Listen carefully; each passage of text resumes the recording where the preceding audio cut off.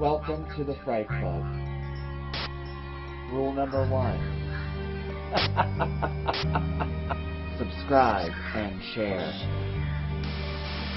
Rule number 2. To make your ideas. Rule number 3.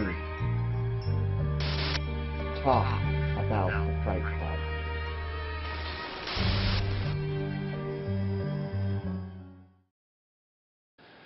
Salutations, Fright Clubbers. In today's video, I'm going to give you sharks! Well, for my lore, I would like to pick your brain about the Megalodon, the largest shark to ever have dwelled in the ocean. Max length, 59 feet, allegedly. A majority of what we know comes from fossilized teeth. A lot of marine biologists and scientists say this shark is extinct, and here's why. Studies show that megalodons were not elusive, they were tropic, so if they existed today, they would have been spotted by now. Also, lack of teeth. Sharks are constantly shedding their teeth. The oldest recorded megalodon tooth is actually 2.3 to 2.6 million years old. Also, oceans got colder. We do know that the megalodon prefers warmer climate waters just because it is a really large shark. So it can't be hiding in depth water itself to where it's actually colder. It doesn't make sense. I guess the last piece of information I have about why it can't exist is there enough food in the ocean to feed something this large? Especially if there's multiples of them. Now, as we all know, we have people telling us that this shark does not exist as of today. But on the opposite end of that, we also have marine biologists and scientists telling us that it does exist. Animals thought to be extinct have popped back up, such as the megamouth shark or the giant or colossal squid. Also, in 1918, an Australian naturalist recorded events around a group of local fishermen who were absolutely terrified to go back out into the water. They said a massive shark destroyed their gear. They were experienced men of the sea. They said it was between 115 feet to 295 feet. I'm sorry. How long did you say that was? This long? I mean, was it this long? One more time. How long was it? Are you sure? That's quite a distance. In the 1960s, a boat captain claims to have seen a shark as long as the 55-foot boat he was piloting. The rest of his crew refused to speak about what they saw. I know what I saw. Now my crew doesn't want to say a thing. Sheila, we all know what you saw because you tried to take a selfie with it, Sheila. You were sitting over there going, oh no, look, it's a giant shark. It's as long as the boat. Oh, wait, let me get my camera. This is wrong. I know what I saw.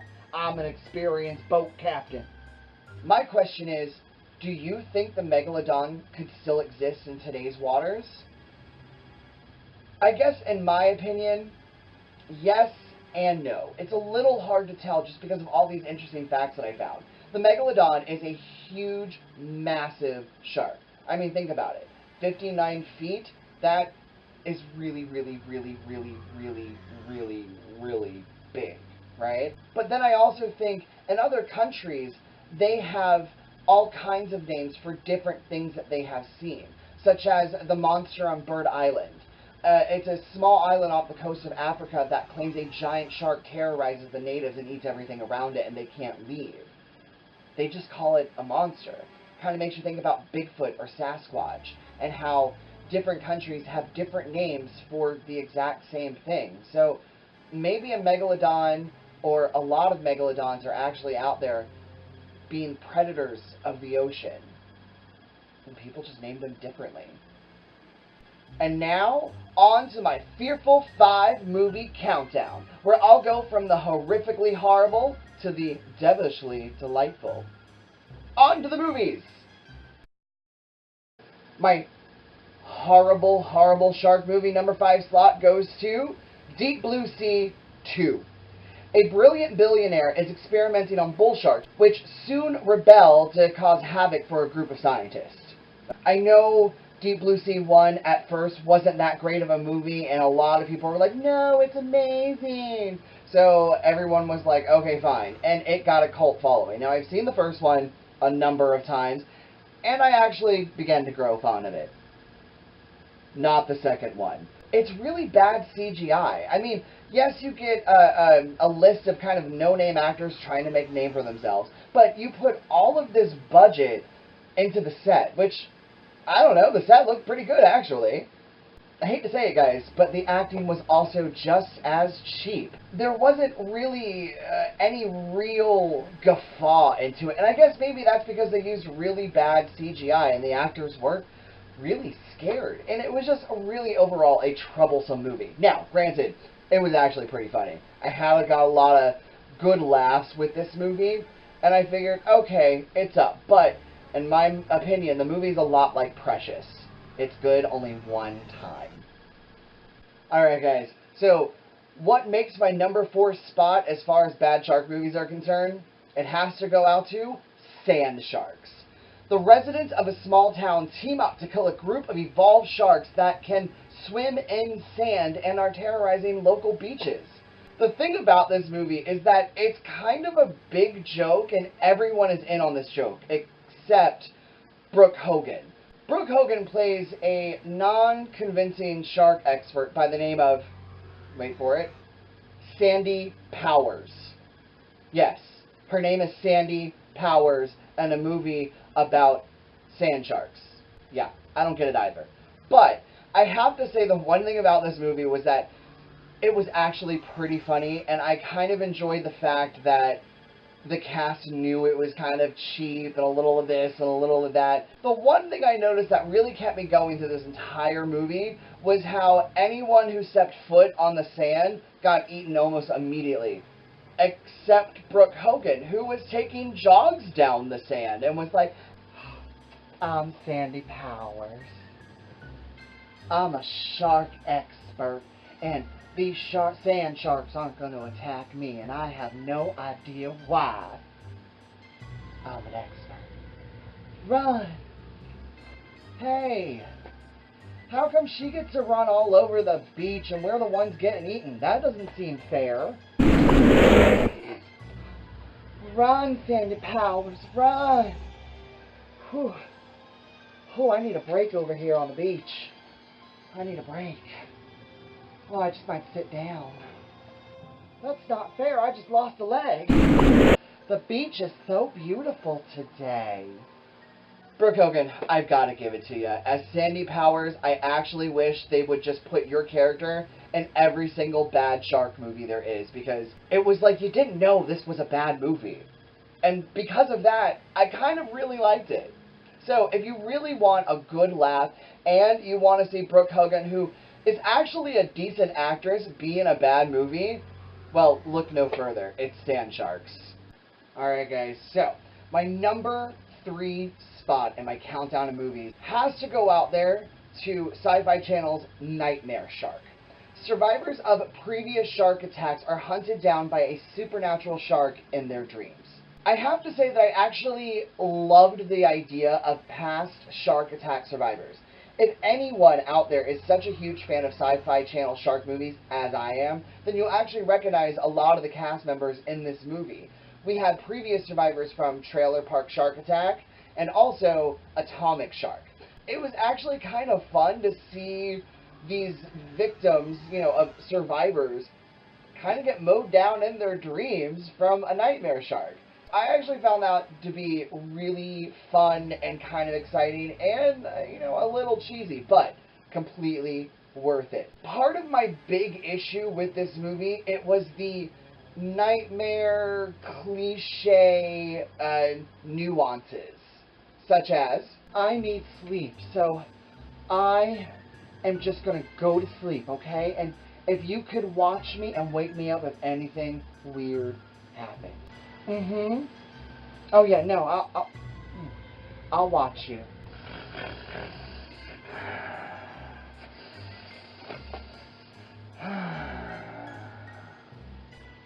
Are you asleep? You know, I'll be right back. I'll be right back. No, I gotta get something. And no, it's a shark. No, it's a nightmare shark. No. Nightmare shark got Tiffany. And there's only one thing we can do. We have to pull him into our world through our dreams. So, because of those scenes, you can kind of see why it only made my number 3 spot. Alright, so, number 2 goes to the shark sci-fi movie, Frenzy. A woman on a vlogging vacation with friends has to take on a school of sharks after her plane crashes. I have to say, what made me really like this movie was that it was oddly believable. With today's technology, with GoCams and our iPhones and all of that, so many people are using the internet to either stream live or post stuff even here on YouTube. Everyone's always posting their vacations and all kinds of stuff, so this movie kind of made sense in today's generation. So many things can happen while we're out there on our vacations in Tahiti and all these mysterious beaches, not really knowing what's out there in the water. That's kind of what I liked about it, was the believable moments. I also have to say this movie had a really good pace for basically a one-woman show. What I found really kind of funny about this whole movie was the disposal of the sharks. Anytime that she had to fight one of the sharks, it was kind of funny in how it went down, and frankly kind of how easy it was for her to do so after spending all this time on a raft, in a sense. I have to say, go out there, check out Frenzy. You'll really kind of love the believable parts of it, hopefully as much as I did. And also, just be careful while you're out there on your vacations. I have to say, for my number 1 pick, it is such a great series of movies. First, a little background for you. Sci-Fi Channel has been making all of these movies for every Shark Week that they have every year. I guess to try to get over the Sharknado buzz type thing. Because of that, and because they're cheesy, and frankly, I really enjoy them, I have to go with 2-headed shark attack, 3-headed shark attack, 5-headed shark attack, and 6-headed shark attack. That's right. I've always wondered, how did they get the titles for those films? Oh, hey guys, welcome to the 2-headed shark attack meeting. No, this could really work, I'm telling you. 2-headed shark attack. This movie's going to be huge. So I think we're going to go with 3-headed shark attack. I think that's going to work, I'm telling you. You know where I'm going with this? I'm telling you. 4-headed shark attack would be good.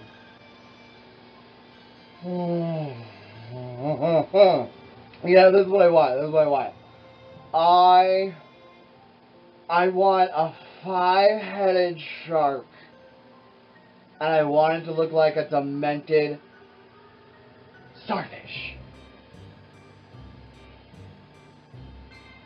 Just call it 6. Just 6-headed shark attack. I don't know how many more of these we can make. 6-headed fucking. That's so many heads on one shark. Yeah, I'm sure that's probably how they did it. I have to say that I personally love these films because they're cheesy. Yeah, okay, the CGI is a little bit shoddy, but you know what? It works for the movie itself. I have to say that some of my favorite moments have to be when the shark heads fight each other just to get a piece of a limb or something along those lines. This movie is a lot of fun. Each movie is a different plot, so I'm not going to go into the whole explanation of each and every single one. I'm just going to say, you guys have to check out these movies because they're in that realm of so bad, it's good. Go out there, check them out, let me know what you think. I want to thank all of you guys for watching today's shark-infested video. If you haven't subscribed already, please do. Also, make sure you click that little notification bell, and that way you can stay up to date with everything we do here at the Fright Club. If you want to know more about today's video, as well as links to our Facebook and our Twitter page, make sure to check out the description below. I hope to see you guys swimming in the ocean soon enough. And now, I'm going to go ahead and pour this bucket of fresh chum on the delightful beach party I just found. Here, little sharky, sharky, sharky. Here, little sharky, sharky. Yeah, you come over here. Yeah, you little shark. Yeah.